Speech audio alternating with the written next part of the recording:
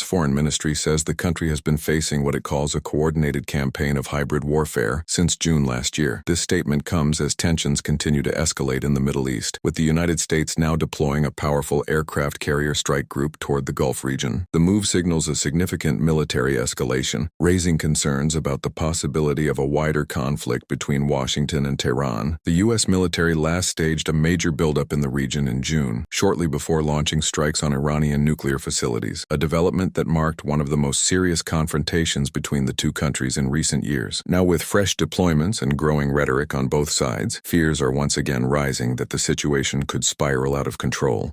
To understand Iran's position and the message coming from Tehran, we are joined live by our correspondent Ali Hashim, who is on the ground in the Iranian capital.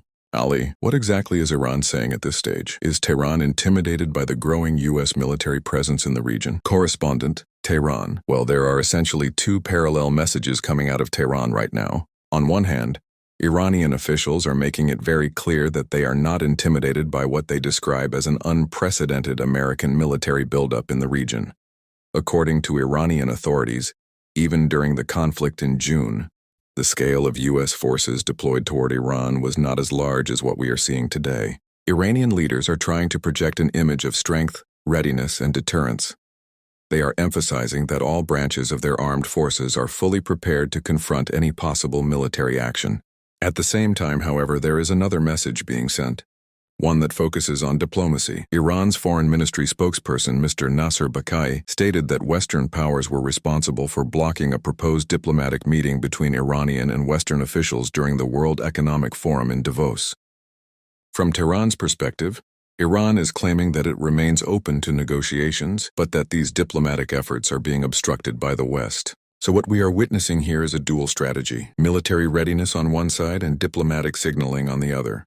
Anchor, Ali, how serious is the military situation right now?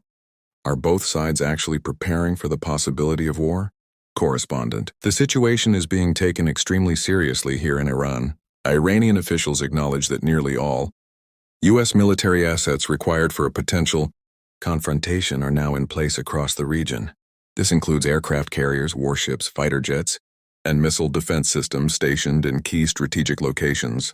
From Iran's point of view, this is being interpreted as a clear message of pressure and intimidation by Washington. However, Iran insists that it is fully capable of responding to any attack.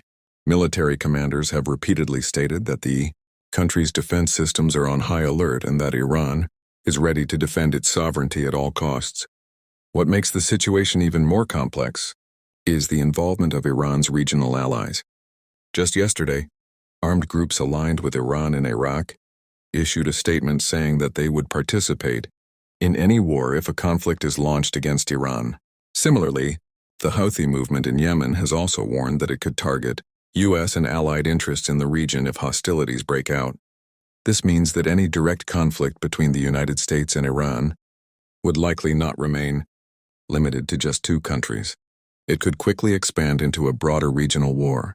Anchor, so Ali, despite all these threats and military preparations, is there still room for diplomacy? Correspondent, yes, and this is the second important part of Iran's messaging. Despite the strong rhetoric and military posturing, Iranian leaders continue to stress that they prefer a diplomatic solution. Officials here say that Iran is ready to return to negotiations within a formal framework, provided that Western countries show what they call genuine political will. Iran argues that it does not want war, but it also refuses to negotiate under pressure or threats.